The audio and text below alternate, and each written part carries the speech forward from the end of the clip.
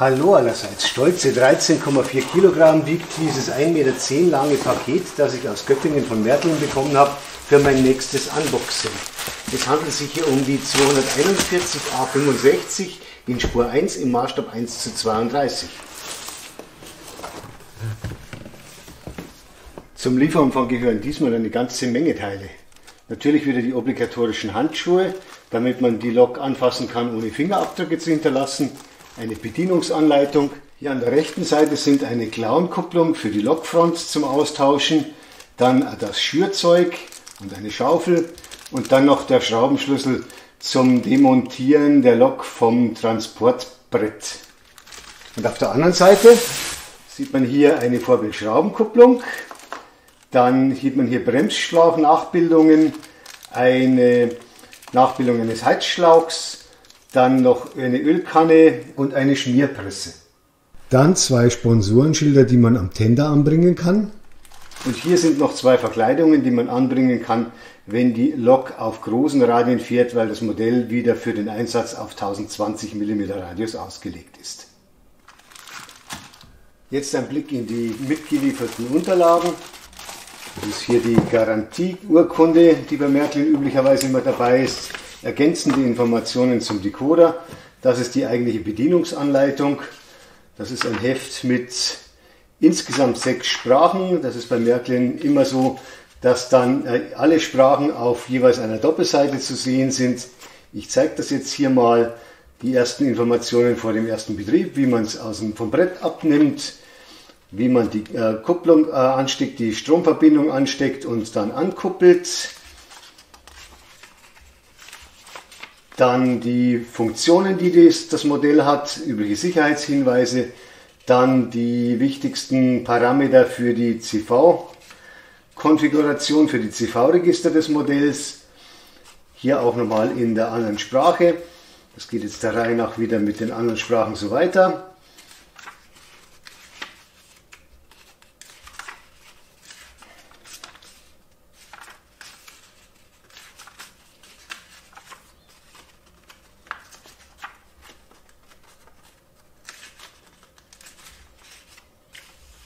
Jetzt gibt es Informationen zum Befahren von Steigungen und Pflegehinweise und verschiedene Teile, die man noch anbringen kann, ab bestimmten Radius, was man eben nicht machen kann. Dann haben wir hier Informationen zum Rauchöl, Rauchdestillat. Dann haben wir hier noch Informationen zum Anbringen der Klauenkupplung, die ich vorher schon gezeigt habe, und des Heizschlauchs. Dann zum Anbringen dieser mitgelieferten Verkleidungen. Dann gibt es hier die Information, wo dieses Fabrikschild ran kann. Und schließlich noch, wo man am Schlepptender statt der Klauenkupplung dann Schraubkupplungen anbringen kann. Dann hier noch Information, Explosionszeichnung zum Modell. Und das war's dann mit der Bedienungsanleitung. Dann gibt es noch weitere Informationen mitgeliefert, Ergänzungsinformationen zum Decoder für die verschiedenen Funktionen, auch hier mit 6 Sprachen. Das zeigt hier eben auch die wichtigsten Geschichten mit dem Spannungspuffer und verschiedenes mehr. Und hier nochmal alle Funktionen aufgelistet. Und das Ganze dann die Belegung von einzelnen CV-Registern, falls man irgendwas umprogrammieren möchte. Und das alles jetzt wieder in den ganzen Sprachen der Reihe nach durch. Schade, dass die Bedienungsanleitung etwas spartanisch ist, aber das ist halt bei Märklin so üblich. Hier sehen wir noch unter der Bedienungsanleitung ist noch eine Pipette für das Rauchdestillat und im Karton war noch das Rauchöl mit beigelegen und 2 Figuren, die diesmal bei Märklin aus Metall sind. Jetzt geht es ans eigentliche Auspacken. Ich packe das jetzt hier mal alles auf die Seite. Dann muss man hier die Gurte hochheben. Dann stellen wir es erstmal hier ab. Jetzt ist es gleich soweit. Wie man hier sehen kann, ist das hier eine Styroporschale und unten ein Transportbrett und dann noch an den Enden Gummipolster. Ich mache den Klettverschluss mal auf und dann ziehe ich diese Styroporschale ganz vorsichtig ab. Abschließen müssen jetzt noch die Folien und die Schutzpapiere weg. Und dann können wir uns das erste Mal dieses Prachtstück mal aus der Nähe ansehen.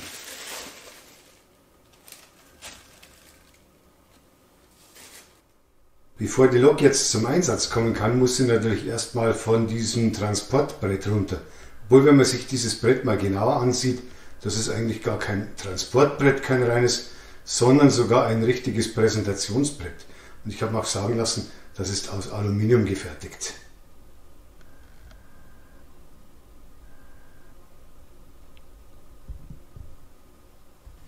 Zur Abnahme der Lok von ihrem Brett habe ich jetzt schon mal die Handschuhe bereitgelegt und den Gabelschlüssel und die Lok auf 2 Unterlagen gestellt samt dem Brett, damit man von unten schön an die Flügelschrauben kommt, mit denen die Lok hier gesichert ist.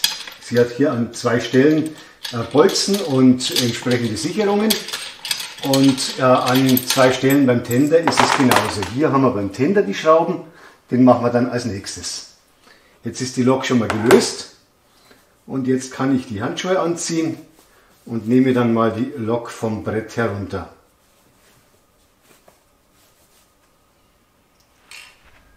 Die Lok werde ich jetzt hier am besten mal am Führerstandsblech aufnehmen, abheben und dann sieht man, dass die doch nicht ganz leicht ist. Und ich lege die jetzt vorsichtig hier ab. Und dann kann man als nächstes hier die beiden Bolzen abnehmen mit dem Gabelschlüssel.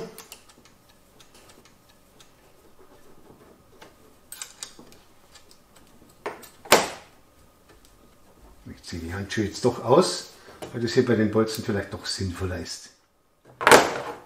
Dann nehme ich die Schaumstoff-Schutzstreifen ab, die zwischen den Nachlaufrädern und dem Führerhaus und zwischen den Vorlaufrädern und dem Lokrahmen untergebracht sind.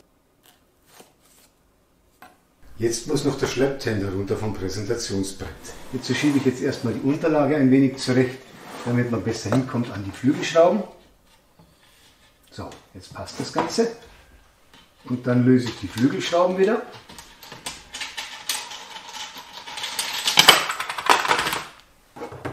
Dann kommen wieder die Handschuhe und dann kann ich den Tender vorsichtig runterheben.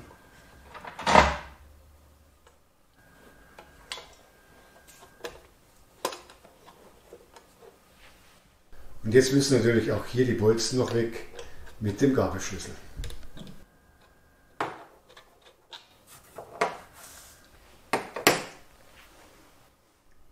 Nachdem die Lok jetzt so schön hier liegt, zeige ich natürlich auch gleich ein wenig die Technik von unten. Das Drehgestell der Vorlaufachsen hat hier eine leichte Kulissenführung und ist sehr gut beweglich und auch gefedert. Dann haben wir hier die 4 Treibachsen, davon sind die vordere und hintere um 2 mm beweglich und die beiden mittleren um 6 mm. Dann die Nachlaufachse, die ist hier gelagert und ist sehr frei pendelfähig und ist auch nach oben gefedert. Dann noch die 4 Achsen des Tenders, auch hier 2 Drehgestelle und die sind ganz leicht beweglich, nur um etwa 1 mm. Zur Stromaufnahme gleich, im Tender sind alle 4 Achsen über Kugellager mit der Stromaufnahme verbunden. Und wenn man hier genau hinsieht, sieht man hier noch den Lautsprecher für die Lok, für die Geräuschelektronik. Dann gibt es noch zusätzlich eine Stromaufnahme an der 2., 3. und 4. Treibachse, ebenfalls direkt über die Kugellager. Der Antrieb des Modells erfolgt über einen Motor, der etwa hier im Führerstand diagonal nach unten verbaut ist und dann über ein Getriebe direkt an die erste Treibachse geht. Und dann über das Gestänge werden alle 4 Treibachsen angetrieben. Wenn ich jetzt noch ein bisschen näher fahre an die 2. Treibachse, dann kann man hier auch erahnen, dass hier der Taktgeber, der Magnettaktgeber sitzt und hier hinten sitzt der Hallsensor, der dann die Taktschläge zur Geräuschelektronik signalisiert. Und an der ersten Treibachse sieht man hier schließlich noch eine aufwendige Mechanik für die Nachbildung eines funktionstüchtigen Innenverbundtriebwerks.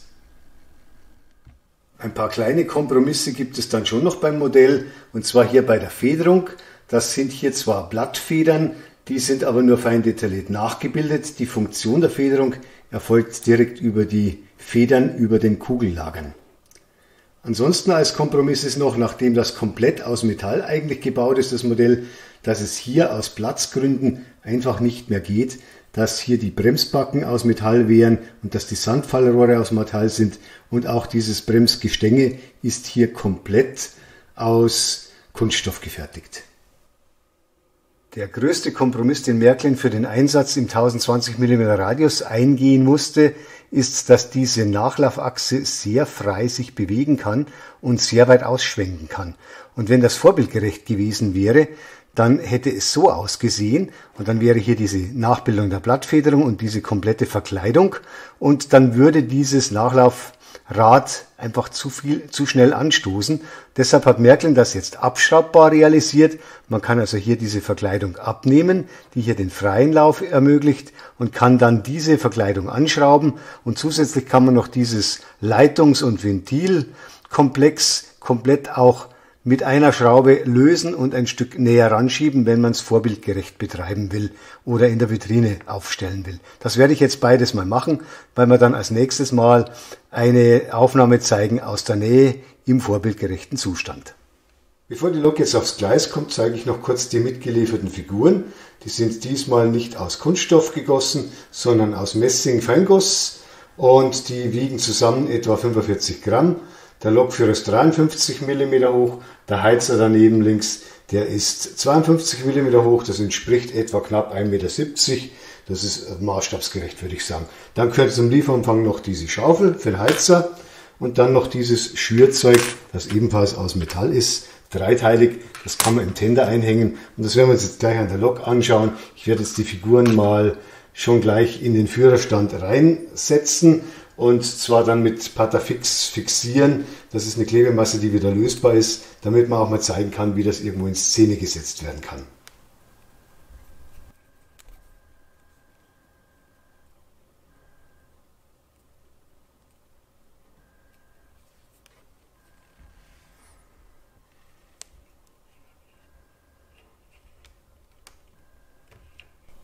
So, inzwischen ist diese Verkleidung für den Schaubetrieb angebracht. Die Lok steht auch auf dem Gleis, die Figuren habe ich reingesetzt und wir werden sie uns jetzt gleich in aller Ruhe mal genauer ansehen. Kurz ein paar Daten noch zum Modell. Das Modell ist 822 mm lang und wiegt 8,6 Kilogramm. Davon wiegt die Lok allein 6,1 Kilogramm, der Tender hat 2,5 Kilogramm. In diesem Tender befindet sich der MFX Multiprotokoll-Decoder von Märklin, der auch das DCC-Format unterstützt und insgesamt 32 Digitalfunktionen an Bord hat. Und mit diesem Digitaldecoder werde ich jetzt erstmal gleich einschalten und diesmal die Vorstellung etwas anders machen. Und zwar gibt es eine Vorstellung zum Vorbild in elektronischer Form. Die kann man jetzt dann abspielen und währenddessen zeige ich dann auch gleich viele Details zu diesem Modell. Die 241 A65 ist eine Schnellzuglokomotive mit 4 Treibachsen, einem doppelachsigen führenden Drehgestell sowie einer Schleppachse. Die Höchstgeschwindigkeit der Maschine beträgt 110 km/h bei einer Leistung von 2570 Kilowatt. Der Brennstoffvorrat beträgt 9 Tonnen Kohle. Aufgrund der enormen Leistung und dem damit verbundenen Verbrauch an Wasser und Kohle wird die Lok nur mit einem großen vierachsigen Tender gekuppelt. 2 Exemplare sind bis heute erhalten geblieben, darunter die 241 A65. 1996 wurde die Lokomotive im Dampflokwerk Meiningen wieder betriebsfähig aufgearbeitet, um erneut unter Dampf gesetzt zu werden. Sie ist heute die stärkste betriebsfähige Dampflokomotive in Europa mit einer Zulassung für die Schweiz und Deutschland. Die Lok ist seit September 2008 im Depot Full-Reuenthal beheimatet. Diese Vorbildinformationen gibt es noch über eine weitere Funktionstaste, über die Funktionstaste 30, und zwar dann in französischer Sprache. La 241A est une locomotive pour train rapide à 4 essieux moteurs, un bogie avant à 2 essieux ainsi qu'un essieu non moteur. La vitesse maximale de la machine est de 110 km/h avec une puissance d'environ 2570 kWh. L'approvisionnement en combustible est de 9 tonnes de charbon. En raison de l'énorme puissance et de la consommation d'eau et de charbon qui en découle, la locomotive n'est accouplée qu'à un tender de 4 essieux. 2 exemplaires de la locomotive ont été conservés jusqu'à ce jour, dont également la 241 A65. En 1996, la locomotive a été remise en état de marche à l'atelier de maintenance des locomotives à vapeur de Meiningen et remise sous vapeur. Aujourd'hui, c'est la locomotive à vapeur la plus puissante d'Europe avec autorisation pour circuler en Suisse et en Allemagne. Depuis dès septembre 2008, la locomotive se trouve dans le dépôt de Full-Reuenthal. Bevor ich jetzt gleich zahlreiche Geräusche abspiele, noch ein Blick an die Lokfront und zwar zunächst an die Rauchkammertüre, die sich auch wirklich öffnen lässt und bewegliche Vorreiber hat.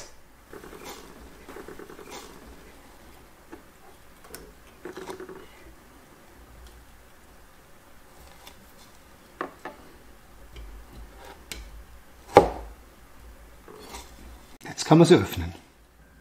Jetzt sehen wir hier den Rauchentwickler des Modells und hier kann man für Wartungszwecke ran. Man kann die Kabelverbindungen auch abnehmen für die Lampe, die hier ja auch einen flexiblen Schlauch als Nachbildung hat außen.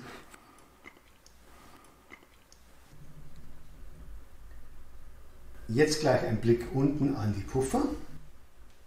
Die sind bei Märklin gefedert aus Kunststoff gefertigt. Aus Kunststoff deshalb, weil man bei Märklin sicherstellen will, wenn eine Lok auffahren würde oder ein Wagen, der nicht elektrisch nach unten isoliert wäre, dass keine Kurzschlussgefahr besteht zu den Schienen hin. Dann sind hier die Schläuche und Leitungen flexibel. Die Schraubkupplung ist gefedert, sie ist doch sehr kräftig. Und diese Schraubkupplung kann man austauschen gegen eine mechanische Klauenkupplung an der Front und am Lokende gibt es serienmäßig eine Telex-Kupplung und die kann man dann auch austauschen, die schauen wir uns jetzt auch gleich an.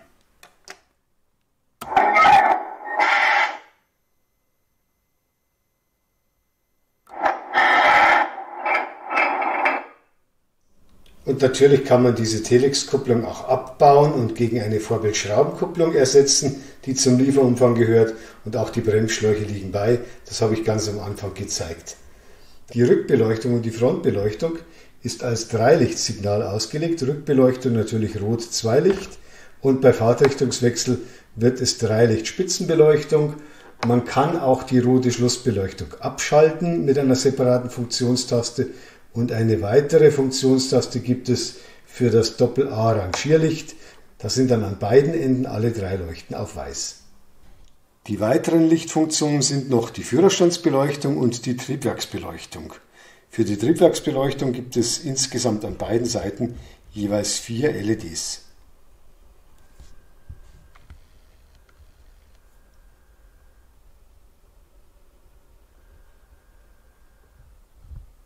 Jetzt zu den Geräuschen. Die Lokpfeife,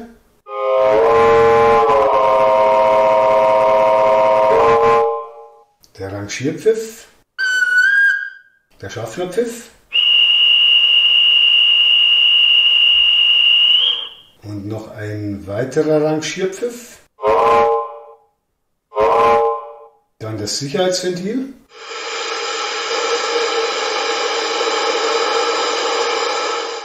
Dampf ablassen, Sanden, Kohle schaufeln. Da wird dann im Führerstand auch die Beleuchtung der Feuerbüchse flackern.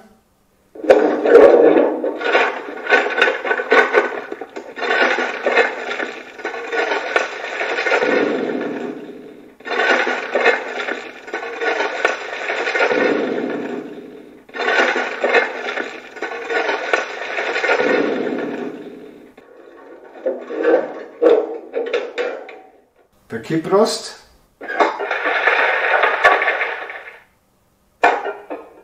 der Kompressor,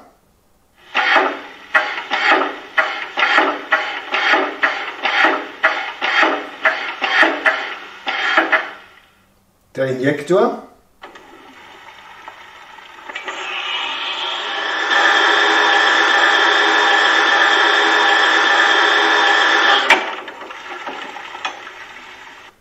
die Wasserpumpe,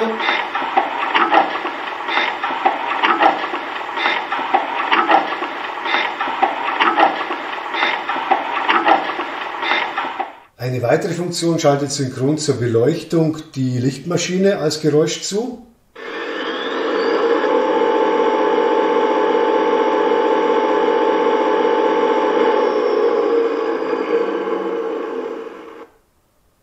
Als nächstes eine Bahnhofsansage. Gleis 1. Vorsicht, der Zug wird bewegt. Bitte vom Gleis zurücktreten. Dampf ablassen. Wasser fassen.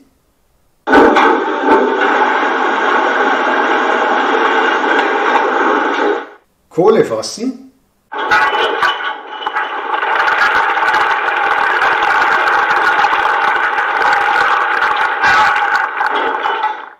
Sand fassen.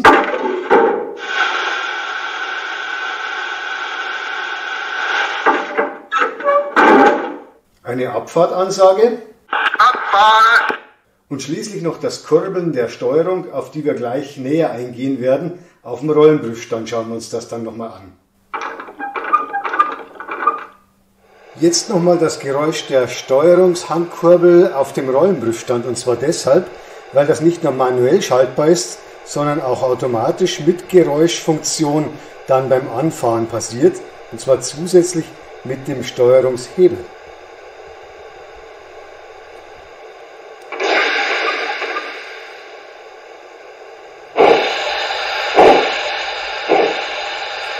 Man sieht, dass der Hebel nach einer Zeit lang auch retour fährt in die normale Stellung und beim Stand dann in die Neutralstellung geht. Und bei Rückwärtsfahrtrichtung geht es natürlich in die andere Richtung nach unten.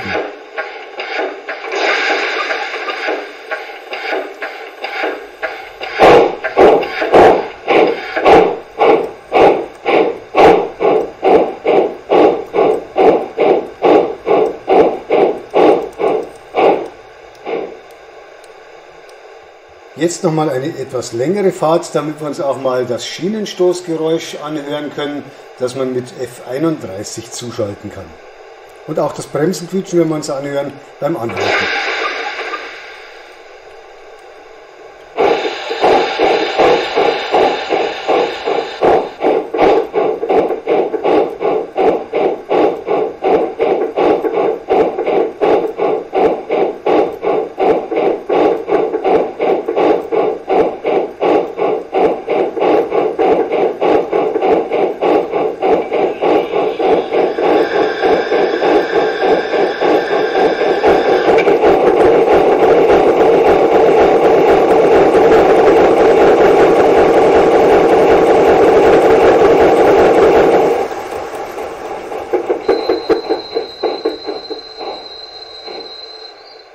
Ich habe jetzt auch noch den Rauchentwickler zugeschaltet für den Schlot, für die Zylinder und für die Dampfpfeife.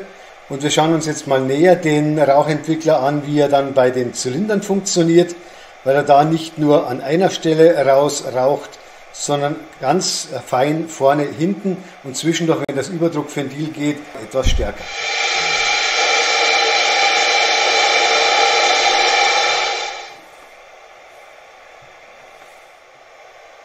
Jetzt fahre ich mal vorsichtig an.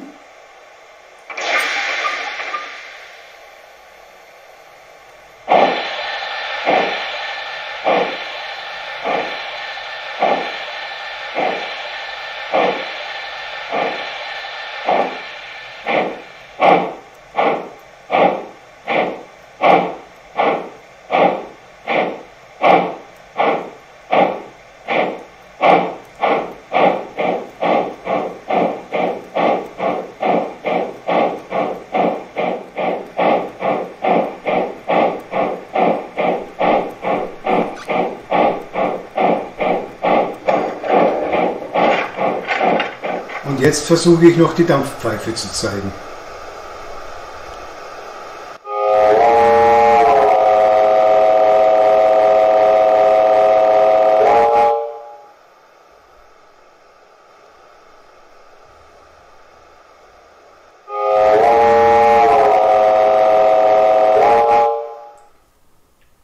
Jetzt wird es Zeit für eine kleine Probefahrt mit Rauch und mit Sound. Ich schalte das Geräusch ein und setze jetzt den Rauchentwickler unter Strom mit Funktionstaste F1. Das dauert ein wenig.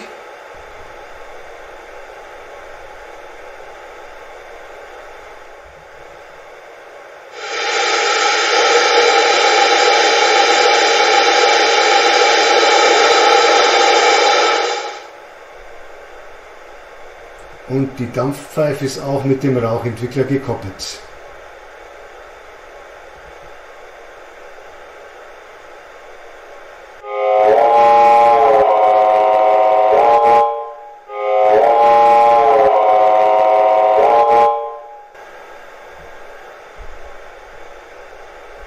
Man sieht, das qualmt ganz gewaltig hier im Zimmer. Ich werde das nicht allzu lange machen, weil das auch etwas ölig riecht. Und das werden wir jetzt auch dann gleich wieder abstellen. Aber jetzt lasse ich sie erstmal fahren.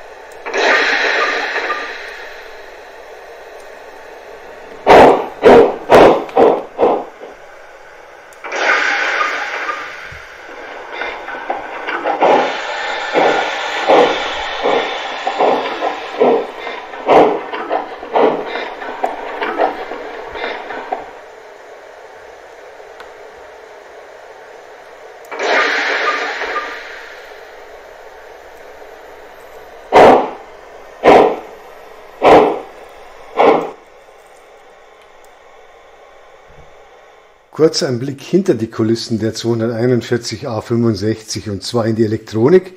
Die befindet sich im Tender und das kann man ganz einfach öffnen, weil dieser Kohleneinsatz mit hier echter Kohle drin ganz einfach abgezogen werden kann. Das sind 3 Magnete und dann kann man in die Elektronik reinschauen.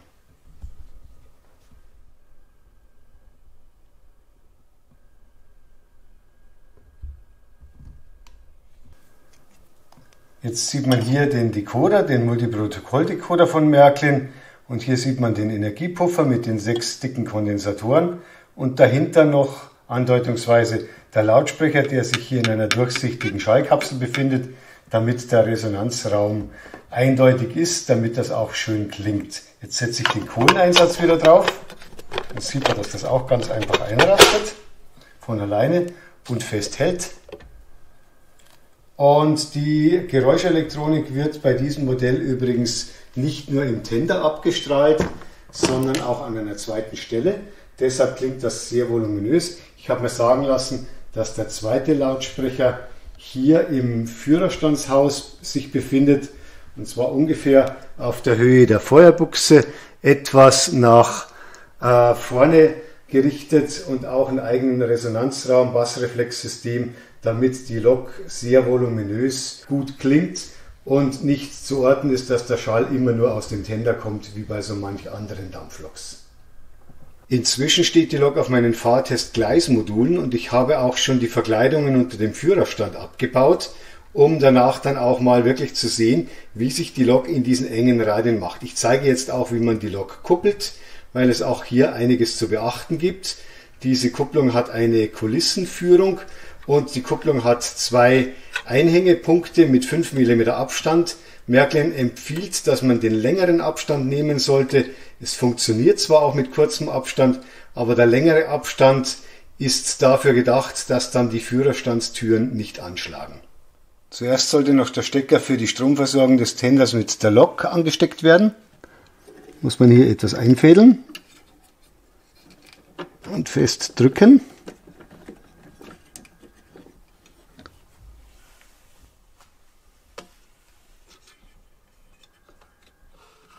Zum Ankuppeln muss man die Lok etwas einfädeln, das ist ein bisschen kompliziert. Man muss auch die Führerstandstüren ein Stück zur Seite klappen, aber auch das geht doch mit ein bisschen Übung. Als erstes gibt es jetzt einen Test in der niedrigsten Fahrstufe auf den engen Gleisen mit 1020 mm Radius, um auch mal zu zeigen, dass die Lok das trotz dieser Länge von 82 cm prima schafft.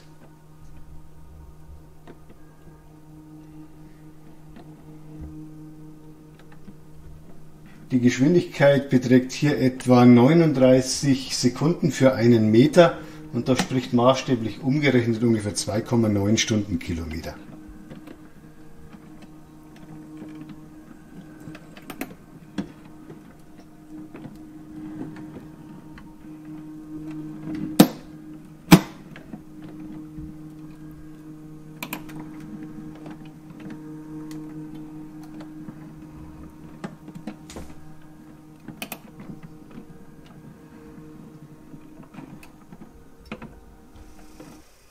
Jetzt kommt eine komplette Fahrt mit Rauch und Geräusch, die ich auf der Central Station als Fahrabfolge programmiert habe.